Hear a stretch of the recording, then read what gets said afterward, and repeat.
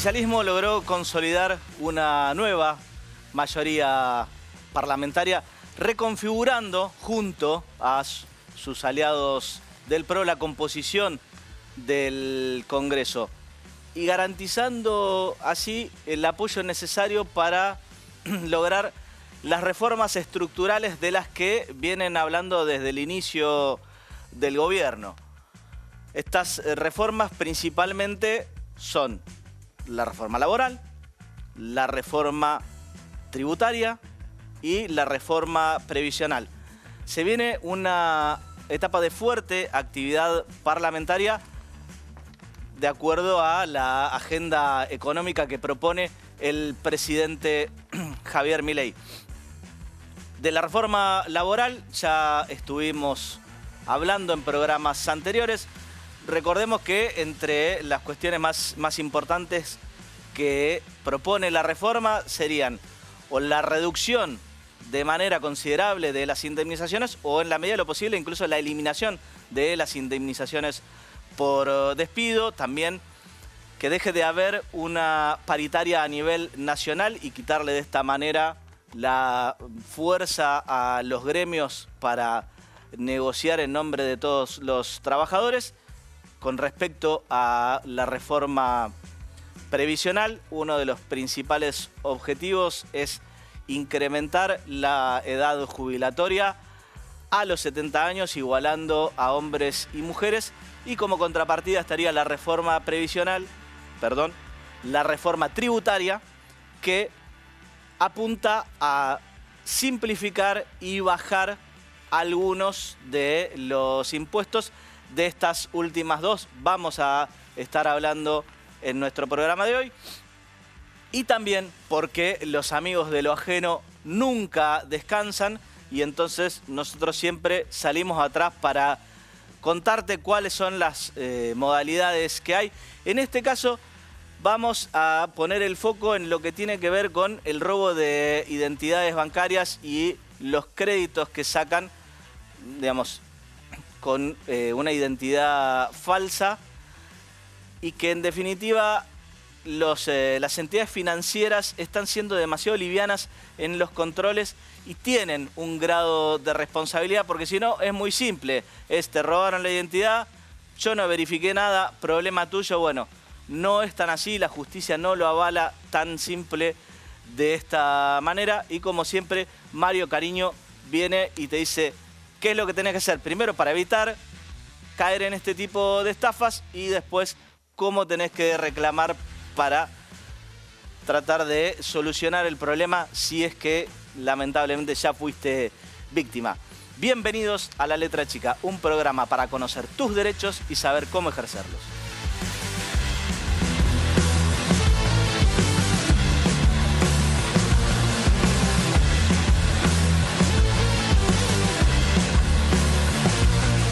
En materia de composición de las cámaras, la Cámara de Diputados, que tiene 257 miembros y que renovó 127, queda así. Fuerza Patria, que habrá que ver si sostiene estos 96 diputados, pero quedó 96 diputados perdiendo, ¿no? Eso es un dato, porque una fuerza que pierde puede inclinarse por cierta descomposición, ¿no? A pesar de que la Libertad Avanza queda con menos diputados, son 96 de la Libertad Avanza, 93 de la Libertad Avanza más aliados, son 3 diputados de diferencia, ¿no? Es cierto que al oficialismo le faltan unos votos para llegar al quórum propio, ¿no? Que sería un triunfo, digamos, ya fuera de órbita, digamos, ¿no? Atención que esto le pasó a Macri, ¿no? Que le faltaban 17 diputados cuando ganaron su elección de medio término para tener quórum propio en la Cámara de Diputados. Y Macri renegó de las alianzas, ¿no? Milei parece no haber renegado tanto como renegó Macri en su momento, y es cierto que estos 96 diputados que componen un bloque que perdió las elecciones, puede ser un bloque volátil, ¿no? ¿Se entiende lo que digo, no? Sí. Entonces estamos básicamente sobre 257 diputados que quedan en la Cámara, 96 para Fuerza Patria y 93 para la Libertad Avanza. Y eso hay que ver cómo evoluciona, ¿no? Cuando suman los diputados. Provincias Unidas quedó con 17, el PRO con 14, o sea, en declive, ¿no? La izquierda con 4 y los radicales, fragmentados en 2, 6 en total, 3 y 3. Una cosa alucinante, ¿no? Y después quedan otros diputados de otros, son 13, 15, 18.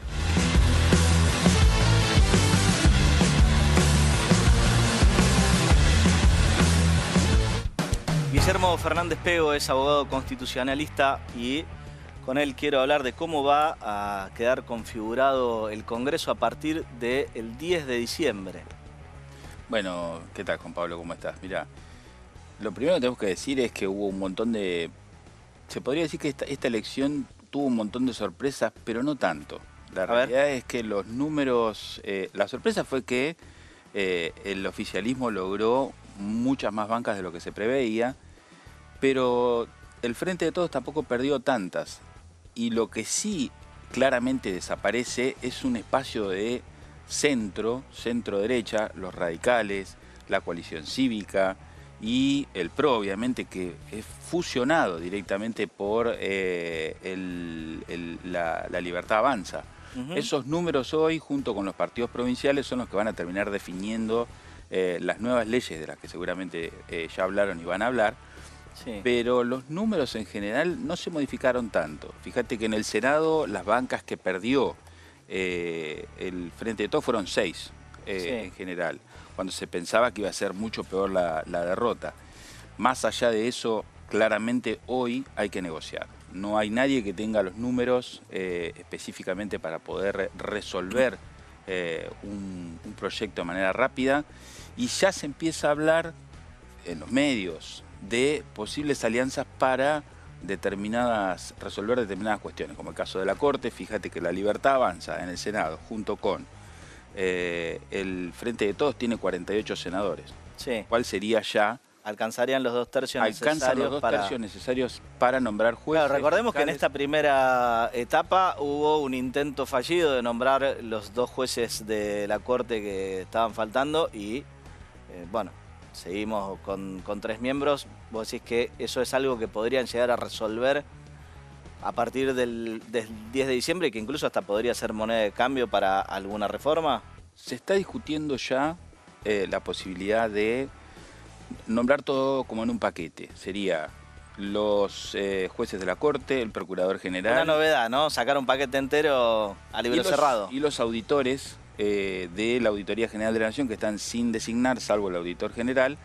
La idea sería poder llegar a un acuerdo con todos los bloques, ¿sí? Sí.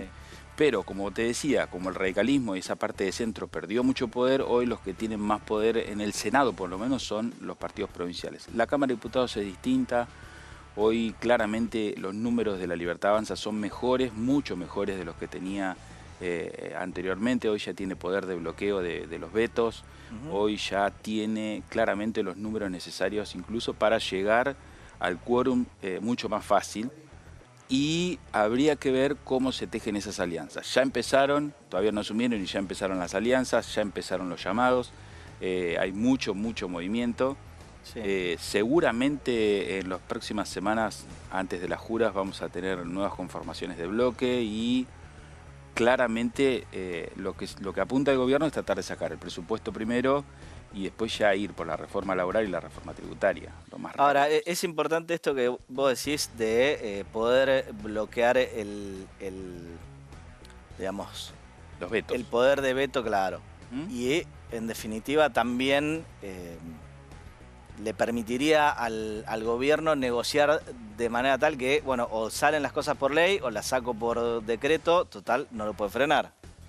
Bueno, ahí tenemos una discusión. Esta semana salió el dictamen de decretos de necesidad de urgencia en el Senado. Ustedes saben que el Senado aprobó la modificación de los decretos de necesidad de urgencia porque el silencio de las cámaras permitía tenerlos por aprobado. Sí. Eso se cambió, a partir de ahora va a tener que expresarse de manera, como dice la Constitución, expresarse de manera, no puede ser tácita la expresión de las cámaras. Pasó a diputados lo reformó, vuelve al Senado y este martes hubo ya un dictamen. Ese dictamen está impulsado por los partidos provinciales que quieren sacarlo antes del cambio de conformación del 10 de diciembre. Sí. Porque pasado el 30 de noviembre y el 10 de diciembre, primero se terminan las sesiones y a partir del 10, al cambiar las composiciones de las cámaras, Sí. se caen todos los dictámenes. Entonces, ¿por qué están apurados? Porque quieren limitarle al presidente la posibilidad de que siga dictando decretos de necesidad de urgencia sin control. Claro, y que gobiernen meramente por decreto si es que el Congreso de alguna manera le sigue, digamos, dificultando sacar las leyes que quiere. Exactamente. Más allá de eso, igual hay que reconocer algo, y esto es una opinión personal, pero creo que realmente si uno mira los dos primeros, o lo que lleva de gobierno el Poder Ejecutivo, Sí. se va a dar cuenta que la Constitución realmente mucho no la cumplió. La verdad que mucho no le importó. Sí, fíjate lo que pasó con los vetos. Los vetos, hubo una insistencia en 2, 3 proyectos que en realidad, en definitiva, no los cumplió. Con un ardid de no está cumplida la ley de administración financiera, que se aplica para casos puntuales, Sí. pero en realidad claramente no cumplió con la Constitución en ninguno de los puntos. Sí, Guillermo, aparte de lo que ya medianamente sabemos de estas 13 reformas estructurales, ¿hay alguna otra cuestión? Digo, se habla bastante de que a partir del 10 de diciembre digamos, se empezaría a trabajar, no sé si ya se van a aprobar, pero por lo menos lo que es la reforma laboral y la previsional en principio. Yo, por lo que tengo entendido, van a ir primero por eso, la reforma laboral y la previsional, y luego habría una reforma impositiva y una reforma del Código Penal impulsada por el ministro de Justicia, Sí. que ya es un código que estuvo trabajando uno de los camaristas de la Cámara de Casación Penal, el doctor Borinsky, y es seguramente es uno de los temas en los cuales están interesados en sacar. Pero fundamentalmente, y lo primero que quieren es sacar la reforma laboral, la previsional y la tributaria. ¿Por qué? Porque seguramente con el correr del tiempo, si la situación económica se empieza a complicar, probablemente nos encontremos con que ya no haya tanto apoyo. Vos fíjate que las mayorías actualmente, hasta la elección, fueron... Al principio estaban todos a favor del gobierno y lo apoyaron, hasta la elección. Antes de la elección, después de la elección de junio, julio, la cosa ya se le empezó a complicar al gobierno. Los aliados, al ver que el gobierno no respetaba los acuerdos, empezaron a votar en contra. Entonces, ese miedo todavía está, porque el número en definitiva no lo tiene todavía. Tiene que seguir negociando. Muy bien. Esa es la realidad. Guillermo, muchísimas gracias. Vamos a hablar ahora un poquito de la reforma tributaria que se viene, porque hay distintas versiones, sobre todo en lo que tiene que ver con cómo sería el IVA a partir de la reforma. Y para eso nos acompaña la periodista especializada Dolores Oliveira. Pero antes, vean el informe.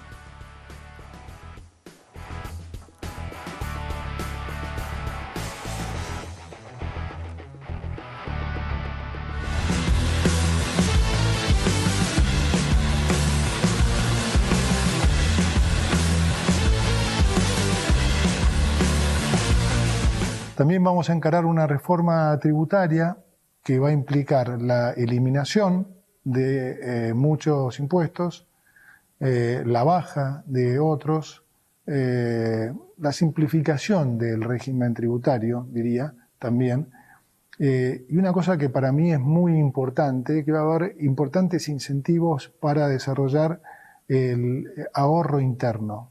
Esto es fundamental, porque entendamos que en un país que puede desarrollar el mercado de capitales, ahorro interno de largo plazo, combinado con un gobierno que ya no tiene déficit fiscal, por lo tanto no le es necesario tomar deuda, todo ese ahorro se va a canalizar para inversión del sector privado, ¿no? Que es lo que nosotros buscamos en este modelo, el desarrollo de ustedes, el desarrollo del sector privado. Y es otra pata fundamental para lograr esta mayor competitividad, que como digo, nosotros creemos que no debe venir más de una devaluación. Realmente a esta altura encuentro casi arcaico la gente que cree que la única forma en que Argentina puede ser competitiva es teniendo una moneda débil. Una moneda débil no es otra cosa que el reflejo de una economía débil. Me parece además que es una subestimación hacia ustedes, hacia el empresariado, decirles que la única forma que pueden ser competitivos es si tenemos una moneda, digamos, depreciada. Nosotros creemos que la forma de ganar competitividad es continuar con lo que estamos haciendo, que eso es desregulaciones, baja de impuestos, esta reforma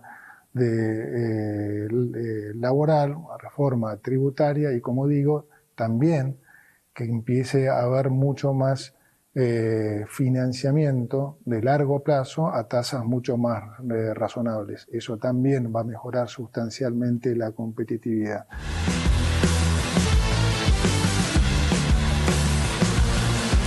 Dolores Oliveira es periodista especializada de I profesional en temas tributarios y tiene la difícil tarea de explicarnos qué es lo que se viene en materia de impuestos. Dolores, contame un poquito, bueno, ¿qué es lo que va a cambiar? Mira, ¿Ganancias va a cambiar? Tiene tres pilares la reforma tributaria. El IVA, que es un beneficio para todos, porque hasta la persona que tiene un plan social, el más rico, todos pagamos el IVA en cada producto que consumimos. Impuesto a las ganancias, que es un impuesto para la clase media acomodada. El sueldo promedio de la economía es 1.530.000. Se empieza a pagar ganancias sobre los sueldos y las jubilaciones desde 2.450.000 los solteros, 2.850.000 los casados con 2 hijos. O sea que no es una reforma para todos. Y la tercera pata es lo que se llaman impuestos distorsivos. Esto es muy controvertido, porque van a bajar 20 tasas que están en algunos consumos, en algunas operaciones menores. Están hablando de que a lo mejor bajan un poco el impuesto al cheque, un impuesto de los peores. Los empresarios dicen que junto con un impuesto provincial que se llama ingresos brutos, impuesto al cheque es de los peores, porque está en todas las operaciones, en toda la producción. Que hoy en día está prácticamente todo bancarizado y el impuesto al cheque aplica también, por ejemplo, a las operaciones con las billeteras virtuales, también, que sabemos que todo el mundo compran en el kiosco, en la verdulería, en todos lados con eso. Sí, es para las transacciones tipo bancarias en las billeteras, no es para el consumo en el kiosco. Pero lo que tiene es que incide en los precios este impuesto, porque además está todo bancarizado en la producción y el gran comercio, que es donde incide el impuesto sobre todo. Está bancarizado por obligación, está prohibido el efectivo. Entonces todo se mueve con impuesto al cheque. Dicen que lo van a bajar. Lo que se ha hablado en realidad, más que bajar el impuesto al cheque, es generalizar un beneficio que tienen las pymes, las pequeñas y medianas empresas, que es descontar en ganancias lo que pagan de impuesto al cheque. Un porcentaje sería también para las otras empresas que no son pymes. Pero ¿qué pasa? El otro impuesto distorsivo, que sí se pondría de nuevo, en vez de sacarse, es el impuesto país, el impuesto al dólar, a las compras de dólares, a los pasajes aéreos en dólares. Y lo peor de todo, porque eso afecta al consumidor de clase media otra vez, acomodada, es el impuesto país a las importaciones. ¿Por qué? Porque no hay casi un producto industrial argentino que no tenga un insumo. Vamos a cumplir con el pedido de Galperín, de ser proteccionista respecto al revés. Al revés. Si le van a poner el impuesto a las compras que vienen del exterior, Sí. Es de alguna manera aplicar proteccionismo. Sí, a una parte sí, pero a la otra es encarecer la industria nacional, con lo cual hay que porque ver. vos decís que también nosotros, la industria nacional nuestra, tiene mucho insumo importado. Todo, no hay una industria prácticamente que no tenga insumos importados.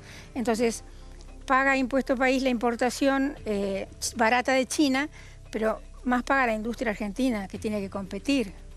Bueno, pero eso se podría en todo caso hacer de una manera que contemple las distintas situaciones y no perjudicar. Vos decís que va todo con la misma tijera. A mí me parece que sí, que es muy perjudicial poner un impuesto al dólar, el impuesto país, aunque lo llamen de otra manera. Y otro problema del impuesto país es que las provincias pidieron que fuera coparticipable. Hasta ahora nunca se repartió con las provincias, era solo para la nación. Sí. Un impuesto que se reparte con las provincias es inamovible. Entonces nunca más dejamos de tener un impuesto a las importaciones, que sería terrible. A lo mejor se saca a los individuos, pero nunca más a las importaciones, por ejemplo. Sí. Esto, ¿qué tiene que ver? Con que algo tienen que darle a los gobernadores si quieren una reforma tributaria. ¿Por qué? Porque cada punto que se baje de un impuesto es un punto menos de coparticipación. La coparticipación es un reparto de impuestos entre la nación y las provincias, por el que por cada galletita que se produce, compra un mayorista y vos consumís, cae un goteo diario de dinero a la cuenta de las provincias. Entonces, la reforma tributaria está muy complicada, se está reescribiendo. En esto del IVA, por ejemplo, es una idea cara a Milei poner un impuesto nacional de 9,5% de IVA, sí, y que el resto de la alícuota hasta 21, hasta 27 o hasta 15, lo que quieran las provincias, lo cobren las provincias. La idea del gobierno es que esto reemplace el impuesto a los ingresos brutos, que también es un impuesto que se cobra a la producción, a los mayoristas y al consumo, pero que en vez de tener un sistema como tiene el IVA, que es de débitos y créditos, o sea que cada etapa descuenta lo que pagó la otra y paga el suyo, en ingresos brutos es en cascada. Sí. Pagan todas y suma sin restar nunca nada. Entonces, ese impuesto todos los empresarios dicen que es el peor de la Argentina, ese impuesto provincial. Sí. La idea siempre de todos los gobiernos es hacer un pacto fiscal y que las empresas, darles algo a las provincias para que lo saquen. Nunca lo sacan. Entonces, si le dan el IVA y no sacan ingresos brutos, la presión fiscal en las provincias puede llegar a ser enorme. Y además tiene un problema, el IVA dividido tiene un problema técnico, porque si en una provincia ponen donde se produce un producto, ponen una alícuota alta, sí, y donde se comercializa ponen una más baja, no puede descontar toda la alícuota de la etapa anterior el que la vende, y le queda un saldo de impuestos. O sea, si las provincias productoras, para el caso, tuvieran una alícuota alta, las que, digamos, realizan el consumo... Sí, y es baja, no pueden descontar todo el IVA anterior. Entonces el comerciante seguiría siendo alto el valor final del producto. Y para el comerciante lo que paga de impuestos. Ahora, lo que no estoy entendiendo, Dolores, por lo menos hasta acá, es... Todos estos cambios no veo a quién beneficiarían. Al contrario, yo te escucho y siento que sería peor después de la reforma tributaria que como está hoy. Y ahora el IVA, ese sistema de IVA está muy controvertido. Entonces, lo quiere Milei, pero lo que se está hablando en realidad es para el IVA... Claro, pero porque es el modelo de Estados Unidos. Claro, porque hablan de competencia fiscal entre las provincias. Es una cosa teórica. Pero en realidad está muy difícil que pueda eso funcionar y los gobernadores no lo quieren. Lo que se está hablando ahora es dejar eso de lado. Claro, que además el problema para los gobernadores es, si vos tenés en otra provincia un IVA bajo y vos pones uno alto, te comés el costo político de ser el que puso el IVA alto. Ya pasa con ingresos brutos y lo hacen. Hay competencia fiscal con ingresos brutos, sí, hay provincias que lo bajan y compiten, y hay otras que lo tienen todas al más alto porque no producen nada, son solo consumidoras y tienen o petróleo o empleo público y nada más. Entonces, la competencia fiscal es para Estados Unidos, donde todos los estados producen y son ricos. para las provincias pobres nuestras, no es la competencia fiscal, realmente. Entonces la nueva versión última que ha estado circulando del IVA es bajarlo un punto 2 a 19, a 18. Sí. A volver a los 90 más o menos. Claro, volver a los 90, pero supeditado a que se mantenga progresivo y que se mantenga el superávit fiscal. Sí. Guillermo, ¿querés decir algo? Sí, el tema del IVA al ser coparticipable, si se modificara, tendría que ser en acuerdo con el resto de las provincias. O en cualquier, porque así lo dice el artículo 75, inciso 2. Sí. Y de la Constitución. De la Constitución. Claro, sí, el problema justamente, Salvo que es lo que explicaba Dolores al principio, es que como al estar, al ser coparticipable y estar en la Constitución, requiere de un acuerdo a nivel nacional y bueno, y después es muy difícil. No se Salvo mueve. que el que se baje en proporción respecto de lo que cobra sea el Estado federal, el Estado nacional. ¿Por qué? Porque la coparticipación se reparte en un porcentaje para el Estado nacional y el resto para las provincias. Sí. Si el Estado decide bajar 2 puntos del IVA y se lo descuenta a lo que le ingresa al Estado, bueno, sí, ahí podría ser que el resto de las provincias lo acepten. Pero sería en detrimento de los recursos del Estado federal. Podrían haber otras negociaciones, ¿no? Esto con el impuesto país, cuando quiso bajar algún impuesto mucho, Massa, en un momento quería bajar mucho, bajó mucho, pero quería bajar más el impuesto a las ganancias a los trabajadores, sí, les ofreció participar más el impuesto a los combustibles. Hay cosas para negociar con los gobernadores, no es que es inamovible, sí, la posibilidad de negociar. Están negociando, por eso se está reescribiendo la Ahora, y la esta reforma. Eterna discusión de que el salario no es ganancia, van a seguir pagando ganancias. Mira, en todos los países se paga por el ingreso del trabajo, van a sí, seguir pagando. Este gobierno Massa lo había bajado muchísimo cuando creó el impuesto a los altos ingresos en reemplazo de ganancias. Vino este gobierno y lo llama, no me acuerdo el nombre, no se llama más ganancias en los papeles, ganancias, le puso otro nombre, pero bajó el piso muchísimo y mucha más gente empezó a tributar. Sí, claro. Claro, que ese es uno también de los problemas, que está como muy cerca lo que sería la canasta básica de no está muy cerca. Pagar... No está muy cerca, está lejos. Lo que yo te decía es, el salario promedio de la economía es 1.530.000. El piso para un soltero es 2.450.000, está lejos. Sí. Ganancias lo paga una clase media acomodada. Realmente es la que vas, te digo más, esa reforma no va a estar dentro de la reforma tributaria, va a estar dentro de la reforma laboral, que es la que los gobernadores le dicen al gobierno, sí, en esa te apoyamos. Es la que ahora, los gobernadores, cuando vos les preguntás si van a apoyar las reformas, te dicen la laboral es muy necesaria, hay que hacerla. Cuando le preguntás de la tributaria, cambian de tema. Que esa va a estar difícil que salga entonces. Que es la platita que tiene que regresar a las provincias. Esa es la que sale por decreto. O sea, la laboral por ahí sale por el Congreso, la otra que sale por no se puede porque tiene algo que se llama reserva de ley, todos los temas impositivos, que quieren decir que tienen que pasar por los diputados y por el Congreso. El gobierno no puede sacar decretos impositivos. Entonces esa va a salir, yo creo, algo, pero muy lavado. Ya te digo, 1.2 de IVA, lo que llaman los impuestos distorsivos. Ahora, ojo que este gobierno no es tampoco que sean los únicos, no ha tenido tampoco mucho apego por las instituciones digamos... Hay cosas que no se pueden hacer porque te las tiran los jueces. O sea, por más que... Bueno, intentaron una reforma laboral que no prosperó. No prosperó, pero más o menos no prosperó. La Corte Suprema todavía no se pronunció sobre los fallos de jueces del trabajo que tiraron abajo la ley, la parte de reforma laboral que tenía la vieja ley bases. Las sanciones a los trabajos no registrados, por ejemplo.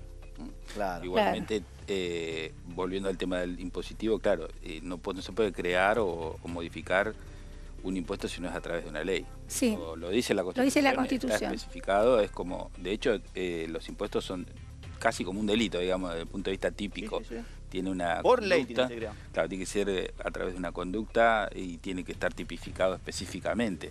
Sí. Volviendo al tema de las Pero, provincias. perdón, también Sí. digo, los jueces de la Corte se tienen que nombrar por acuerdo del Senado con los 2/3 y los nombraron por decreto. Pero duraron 15 días. Duraron 15 días. Yo entiendo. Duraron Pero 15 días. Concuerdo con vos. No discuto el texto constitucional, lo que concuerdo. digo es, bueno, por ahí... No, pero hay límites, realmente hay límites porque esos jueces nombrados por decreto duraron 15 días. Sí.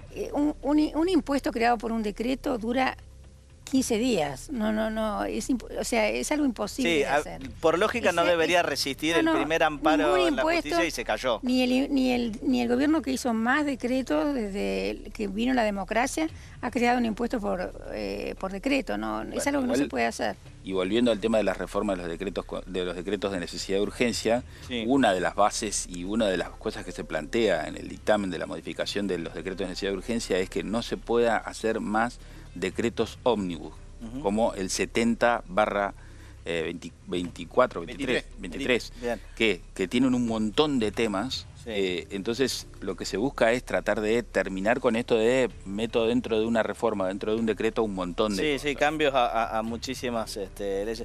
Dolores, ¿te queda alguna otra cuestión respecto? Reforma laboral. Reforma laboral, ya circula un borrador. Sí. Tremendo, larguísimo. Indemnizaciones, por ejemplo, novedades, ¿no? Porque Sí. ya se sabe el salario dinámico, que es los Sí, convenios. no hay más igual remuneración por igual tarea, es según No, lo que tal cual. valore el... La jornada, banco de horas, si no te pagan más horas extras, todo eso se conoce. Vacaciones que solo cada 3 años tiene que ser en verano, Sí. si no te la pueden dar cuando quieren, todo eso se sabe. Sí. Novedades, indemnizaciones, techo de 10 salarios. Vamos a ver si la justicia está de acuerdo con eso. Matrícula de los profesionales en los colegios y consejos profesionales. Sí. Se dicta la libertad de matrícula, solo voluntariamente se puede pedir esa matrícula. El Ministerio de Capital Humano va a crear un órgano para inscribir a los profesionales y darle una matrícula estatal. Sí. Y los profesionales van a depender de que el Estado... Del Estado. El gobierno de turno. Del gobierno de turno. Otra que va a ir a parar a tribunales de una. No entiendo dónde está ahí el tema de, o sea, la La no, libertad. inse- Después no de la lucha, por intervención. ejemplo, que hemos tenido los abogados para que no, digamos, regulen nuestra actividad los jueces y que seamos juzgados por nuestros pares, dudo muchísimo que esa modificación sea aceptada mansamente. Sí, y después el otro capítulo, hay un capítulo que regula al trabajo doméstico. Sí. Y hay otro, que ese no es muy grande, y hay otro que regula lo que ellos llaman los distribuidores independientes de plataformas. Bien. Quiere Bueno, decir que los trabajadores se quedan sin ningún derecho. bien. Bullrich asume como senadora, con lo cual va a ser otro el ministro que va a tener la responsabilidad de repartir toneladas de gas lacrimógeno en este país, porque todo esto no va a pasar desapercibido. Vamos a cambiar un poquito el tema, pasar a una cuestión más cotidiana. Cada vez es más común que saquen un crédito a nombre tuyo. A muchos les pasa, por un lado, o tener consumos que no hiciste, y después también algo que se está volviendo cada vez más común por la facilidad que hay de acceder a los datos de cualquiera de nosotros, que de golpe te encontrás con que alguien sacó un crédito a tu nombre, tenés una deuda y obviamente la plata desapareció. Pero no hay que desesperarse porque empiezan a exigirle desde la justicia, como siempre, los únicos que se ocupan de la gente, que las entidades financieras tomen más recaudos para este otorgamiento tan sencillo que está últimamente de tomar créditos online. Vean el informe y lo hablamos con Mario.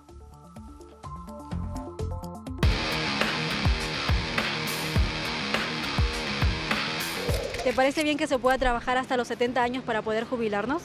No sé la diferencia entre el hombre y la mujer, cuántos años son los que están agregando, pero me parece una barbaridad. Sí, se puede. Es más larga la vida, ¿no? Depende de la persona, si se siente capacitada y con voluntad y salud, me parece sí que estaría bueno. Los límites de edad, para mí, hay mucha gente que ve que sigue trabajando igual. Con eso le da como energía. Me parece que no. Me parece que es una edad en la que hay gente que puede tener salud y otros que no. ¿Crees que los argentinos llegan a condiciones a esa edad para seguir trabajando? Sí, hoy en día yo tengo casi 70. Sí, perfecto. Mira, según la salud de cada uno, tiene que ver cómo te manejás y en qué rubro trabajás. No, no tienen las condiciones, porque los sueldos son bajos, la jubilación son bajas y mucha gente va a trabajar en negro, ¿no? Según la salud de cada uno. Yo creo que sí, lo que pasa es que hay poca gente preparada para trabajar. Muchos jóvenes no están preparados para ninguna tarea, entonces por eso no se consigue trabajo. Sí, la mayoría sí. Sí, no trabajo forzado, por supuesto, los trabajos forzados de tener cierta edad para jubilarse, ¿no? Los trabajos insalubres o cosas así, yo creo que tiene un límite. ¿Y pensás que esta medida busca mejorar el sistema o recortar gastos? Recortar gastos, totalmente. Recortar gastos. No mejorar el sistema. Bueno, las dos cosas no son incompatibles. Mejorás el sistema porque ahora no hay gente que aporte y la jubilación no tenés quien la pague. Y además recortas gastos. Recortar gastos, totalmente. No creo que sea recortar gastos, al contrario. Creo que la gente se tiene que preparar para tener un trabajo y para tener un futuro. No se puede vivir del aire. Y recortar gastos seguramente, porque los jóvenes tendrían que ya jubilarse a cierta edad para que los jóvenes continúen. Pero bueno, está todo difícil. ¿Y a qué edad te gustaría, por ejemplo, que nos jubilemos o jubilarte vos? A la edad que está estipulada ahora, entre los 60 y los 65. No sé, yo ya soy docente. Como dicen las chicas. Fingimos demencia y seguimos. Hay un error al poner el dedo. Mario, ¿qué es esto del préstamo fantasma? A ver, este es un fallo muy reciente de la Sala D de la Cámara Comercial de la Capital Federal, donde Fernando, un consumidor que fue registrado de manera ilegal e ilegítima en la base de datos del Banco Central de la República Argentina y en el verano, porque supuestamente Fernando habría sacado un préstamo. Sí. Entonces denunció ante la justicia que nunca sacó un préstamo, que fue de manera unilateral e ilegal registrado por una entidad bancaria y una entidad prestamista de crédito, ¿no? Y bueno, quedó registrado y la entidad bancaria no verificó la identidad. Esto era lo muy grave del caso porque se tuvo que judicializar. Fernando tuvo que pasar primero por una etapa administrativa para ver si esto se solucionaba. Tendría que haberse solucionado ahí, pero como no se solucionó, tuvo que ir a la justicia.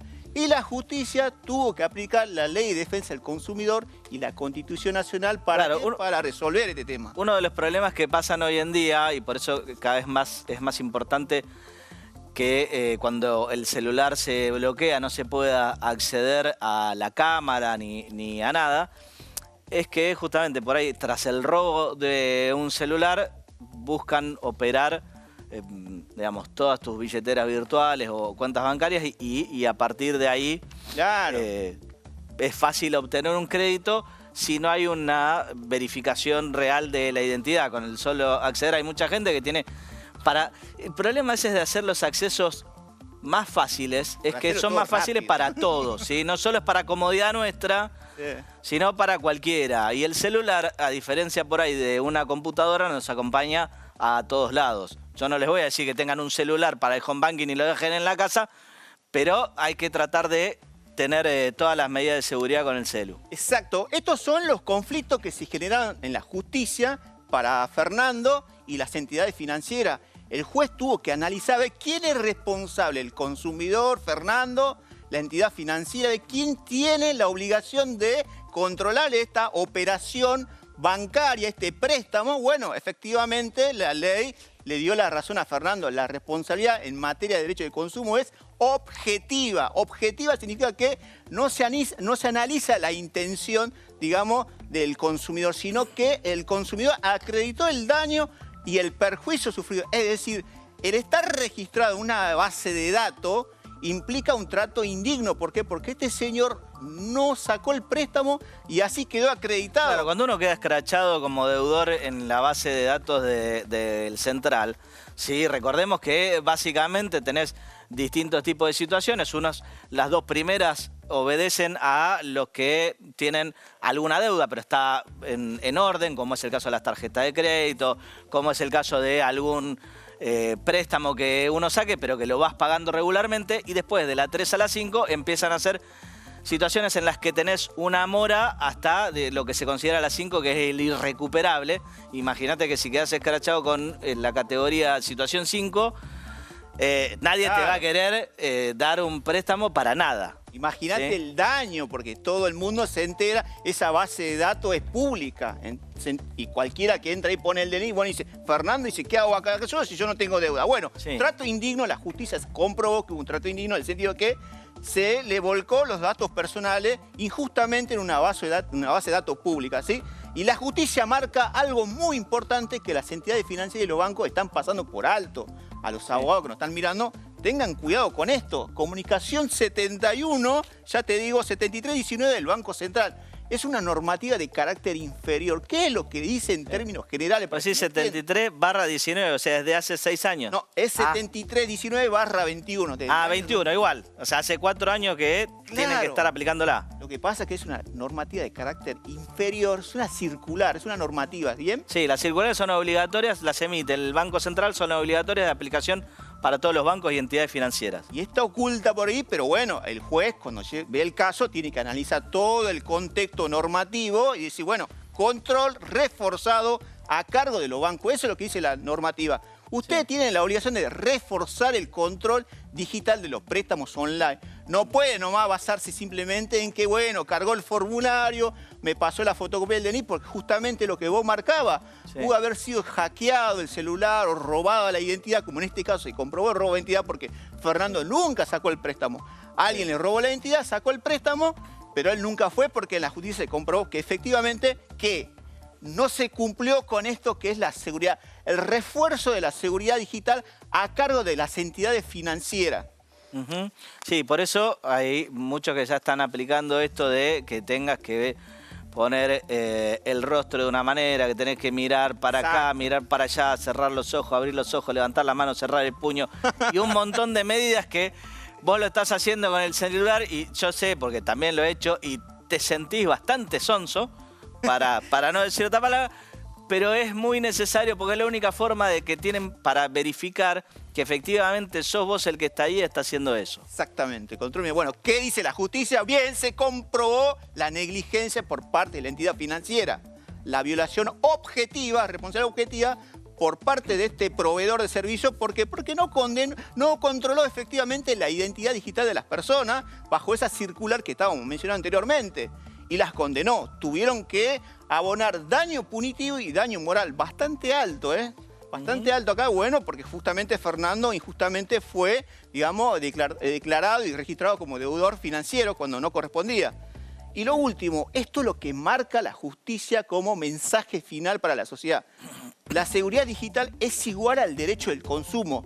Quizás es algo no comprensible, pero esto marca desde el punto de vista jurídico de que las entidades deben proveer la información completa y veraz de un deudor, pero de un deudor real, no cualquiera. Si hay un error en la registración de un deudor, de un moroso que no paga, porque justamente la entidad tiene la posibilidad de hacerlo, pero no se puede equivocar. Y si se equivoca, tiene que controlar y corregir ese error. Sí, me parece importante justamente, vinculado a esto que hablabas de la responsabilidad objetiva que tienen las entidades financieras. Está claro que es un negocio mucho más fácil, que cualquiera pueda desde el celular llenar un formulario y sacar un préstamo, y seguramente habrán logrado colocar muchísimos más préstamos de lo que se podían colocar antes, cuando tenías que ir al banco, firmar, que el oficial de cuenta te miraba los papeles, que te lo aprobaban, que esto, que lo otro. Sí, está claro, muchas veces digamos, brindarle muchas facilidades hace que el mercado sea más dinámico y que puedan vender más, ¿sí? Porque en definitiva los créditos son algo que te venden, pero hay un límite. Claro. ¿Sí? Hay que controlar, hay que reforzar, como dice acá la justicia. Bueno, mira, acá tenés el www.bcra.gov.ar, ahí donde vos podés consultar para que tomes de manera preventiva si efectivamente ya mismo te podés fijar ahí. Carga tu quit o tu quill, acá en esta dirección. Sí, entras en la página, buscás Central de Deudores. Y punto. Y ahí te vas a lo vas a encontrar. Si te salta que vos tenés una deuda y no lo sos, ahí ya tenés que correr directamente a la asesoría jurídica. En este caso sería ante Defensa del Consumidor o ante la entidad que vos figurás como registrada como deudor para reclamar, como hizo Fernando, ¿no? En este caso judicial. Nunca le dé los datos personales a nadie. O sea, si te llama alguien de un banco, bueno, no te va a pedir esos datos. Seguramente decía acérquese a la entidad. Pero no responda con datos personales como DNI, CUI, clave, obviamente, omití todo eso. Y si sos víctima, ya sabés, acá, Defensa del Consumidor, tenés en todo el país una plataforma que es defensadelconsumidor.gov.ar, donde podés cargar ahí tus datos personales o acercarte a alguna entidad de defensa del consumidor de tu ciudad, porque nosotros estamos en la ciudad de Buenos Aires, pero cada provincia tiene un área de defensa del consumidor. Acá, por ejemplo, en la ciudad de Buenos Aires tenemos la aplicación Mi Reclamo, que la podés hacer online, ¿no? Sí. Y si no, finalmente, hacer como hizo Fernando. A la justicia. Obviamente, cuando uno agota los reclamos ante la entidad financiera, la entidad bancaria, ante Defensa del Consumidor, bueno, ya está, se va a la justicia, como en el caso de Fernando, ¿sí? Y obtiene un resarcimiento. Digamos que la justicia, digamos, es la última instancia para el consumidor para hacer valer sus derechos. Importante, el reclamo de Fernando no era una causa penal por estafa, sino era el reclamo al banco por daños y perjuicios. Exactamente, pero ahí, nosotros somos profesionales, se comprobó que hubo un robo de identidad. A Fernando en la causa, acá en la Cámara Comercial Sala D, se comprobó objetivamente. Sí, probablemente haya hecho la denuncia por estafa también, pero digo, son cosas que van de la mano, pero me parece muy importante que la gente tenga claro esto, que una cosa es la responsabilidad penal, que va por un lado, y otra cosa es la responsabilidad civil que se reclama justamente en otro fuero. Bueno, acá tenés, por ejemplo, mira, dónde puede entrar el ciudadano que lo está mirando. Ahí puede entrar directamente, se registra, puede entrar logueándose por Mi Argentina, por la AFIP o por RENAPER. Carga sus datos personales porque usted entra con su contraseña y ya le salen los formularios precargados. Obviamente, esto es un organismo del Estado Nacional donde no va a tener ningún problema en cargar los datos y le van a designar un conciliador siempre y cuando, como decía acá Juan Pablo, en materia de reclamo por daños y perjuicios en defensa del consumidor. ¿Sí? Tema penal es otra cuestión. Muy bien. Mario, muchísimas gracias.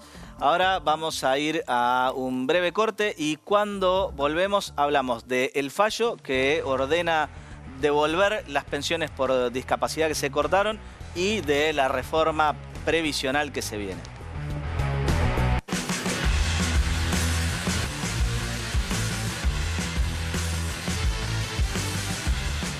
Ahí volvimos, algo está por cambiar en el canal, pero a diferencia de otras cuestiones no podemos adelantarles nada, hay que estar atentos.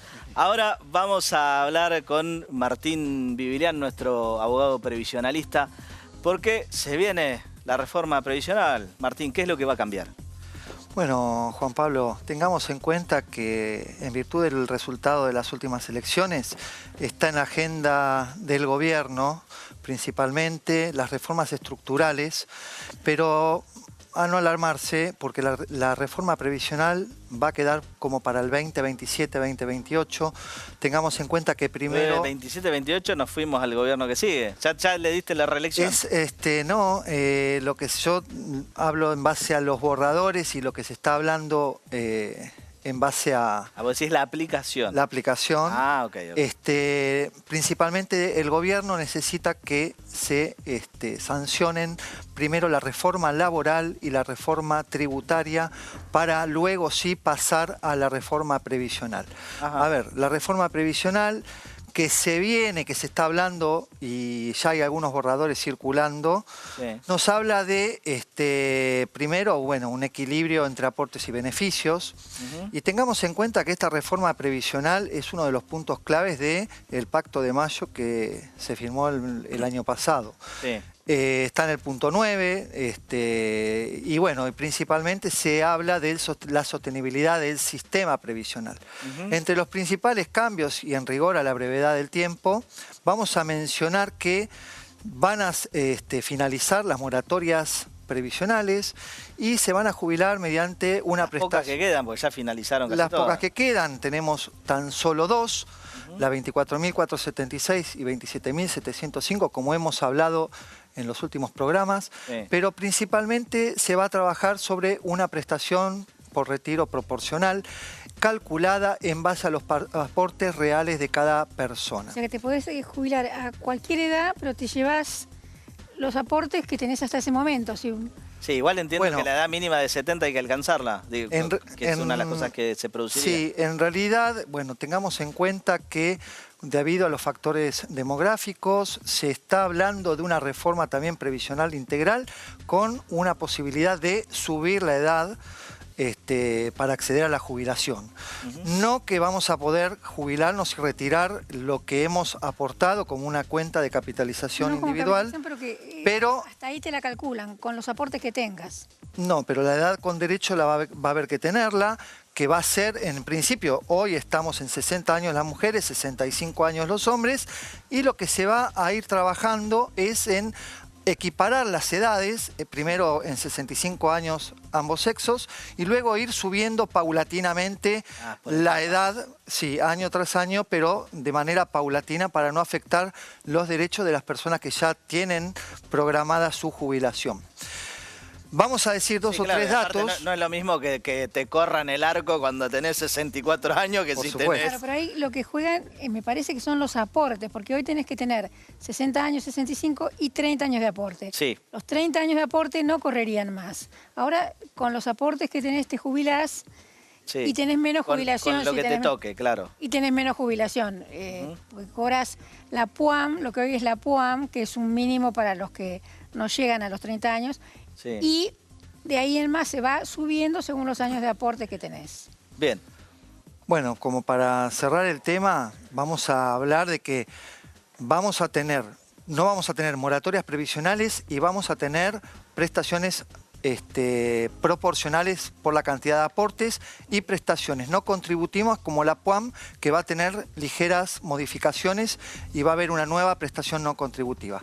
Ahora bien, pasando un poco al fallo, como habíamos hablado... Sí, pero antes de eso hay algo que me interesa saber. Unas cositas más de la reforma tributaria que se saben. Déjame preguntar lo siguiente, que es, estamos cambiando la edad y en definitiva... no depende, o sea, ya no es necesario reunir una cantidad de años de aporte. Y si va a ser proporcional a lo que hayas aportado, en definitiva se va a poder jubilar cualquiera, pero con jubilaciones que en definitiva van a ser peores que las que hoy hay. Estamos hablando... Si aportaste 10 años y llegaste a los 70, te jubilás con chauchos y palitos. Sí, a ver, Juan Pablo, tenemos una prestación universal adulto mayor, que esa va a ser con la asignación una prestación básica, y esa prestación como piso va a mejorar hasta alcanzar la jubilación mínima, como mínimo, la cantidad de años que van a ir aportando las personas de manera real. Hoy tenemos unos datos, yo traje datos, que tenemos en el segundo trimestre del 2025 un trabajo informal, un porcentaje de informalidad laboral del 43,7%. Cada vez más. Exactamente. Y hoy tenemos un 1,8% de trabajadores activos por cada jubilado. Eso hace que el sistema sea insostenible, cuando en realidad se necesitan al menos 3 trabajadores activos para poder aportar los aportes y contribuciones al sistema previsional. O sea que en definitiva lo que va a solucionar o corregir el sistema es que tengamos más trabajo registrado. Exactamente. Ahora, eliminando las indemnizaciones agravadas que castigan el empleo no registrado, me parece que va a ser difícil que transitemos este camino. Pero quiero que hablemos un poquito del fallo de la provincia de Catamarca. Sí, bueno, entre tantas a veces noticias, tenemos esta excelente, que la Justicia Federal número 2 de la provincia de Catamarca, que estamos viendo en pantalla ahí el fallo, estableció la medida cautelar, el amparo de la restitución de todas las pensiones por discapacidad que fueron suspendidas por el gobierno a lo largo de este 2025, de manera un poco ortodoxa.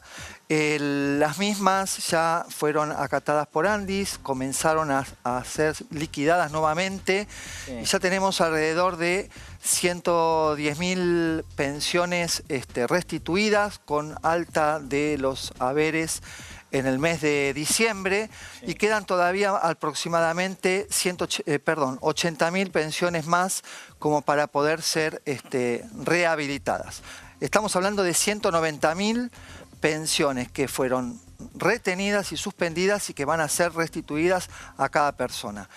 Van a empezar a cobrar a partir del mes de diciembre en el mismo banco, y esto sí, para un tema de seguridad, no hay que hacer ningún tipo de trámite. Pues ya van a aparecer los amigos de lo ajeno a decirte, tenés que andar al cajero de la sucursal tal. Apretá el link para rehabilitar la pensión. Entonces, a tener mucho cuidado, a informarse, se pueden acercar a un ANSES, pueden pedir un RUP para ver la liquidación, y pueden ingresar a través de la página web de ANSES con la clave para poder ver si está realizada la liquidación. Para cerrar tema pensiones, en el mes de diciembre van a cobrar el haber de la pensión no contributiva, van a cobrar el aguinaldo y todos los retroactivos y todos los bonos que no fueron pagados en todos estos meses. Muy bien, Martín, muchísimas gracias. Muchas gracias. Nosotros nos tenemos que ir ya hasta la semana que viene. Algo está por cambiar en este canal. Faltan... No puedo. Está prohibido por ley decir qué es lo que va a cambiar, pero algo está por cambiar en este canal. Cuando volvamos, habrá novedades.